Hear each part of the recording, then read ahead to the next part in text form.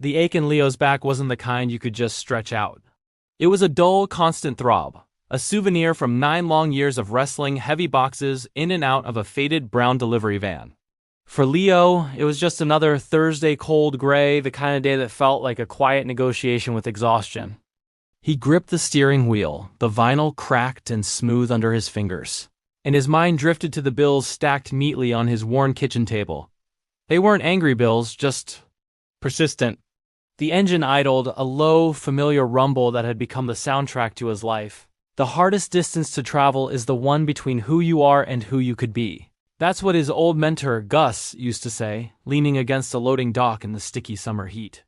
Leo never quite figured out what that meant, not really. He was Leo, the guy who drove the route, delivered the goods, and tried his best to be invisible. Most days, that felt like enough. He pulled up to a house on Oak Creek Lane. It wasn't a grand house, but it was tidy, with a small, manicured lawn bravely fighting the morning frost. The name on the package was Silas. It was a small, surprisingly heavy box from a specialty medical supply company. He checked his manifest, signed the electronic pad with a practiced flourish, and grabbed the package from the passenger seat.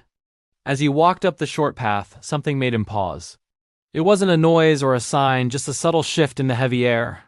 The front door was ajar. Not wide open, maybe just 2 inches, but it was enough to let a thin ribbon of warm, stale air leak out into the cold. Leo hesitated.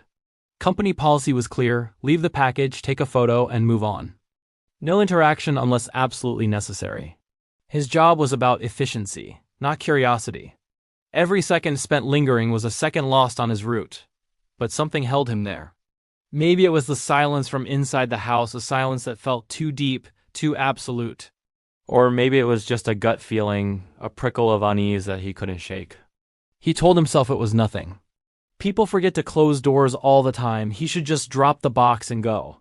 Yet his feet stayed planted on the concrete. He took a hesitant step closer, his heart starting to beat a little faster against his ribs. He leaned in slightly, squinting to see through the narrow gap.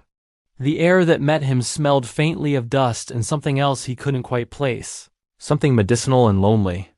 Against every rule and every instinct for self-preservation that had guided his 9-year career, he raised his hand. Instead of leaving the package, he knocked softly on the wood of the door. The sound seemed unnaturally loud in the quiet street. He waited. 1 second. 2. 10. Nothing. A voice in his head screamed at him to leave, to get back in the van where it was safe and familiar. But another, quieter voice, one he hadn't heard in a long time, whispered for him to stay. He knocked again, a little louder this time. "Hello?" he called out, his voice feeling small and foreign in the cold morning air. "Delivery, is everything all right in there?" The only reply was the continued, unnerving silence.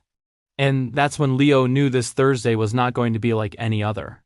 If you enjoyed this story, please hit that like button and subscribe to the channel for more content like this. We love telling stories, and we're so grateful you took the time to listen. Thanks for watching, and we'll see you in the next video.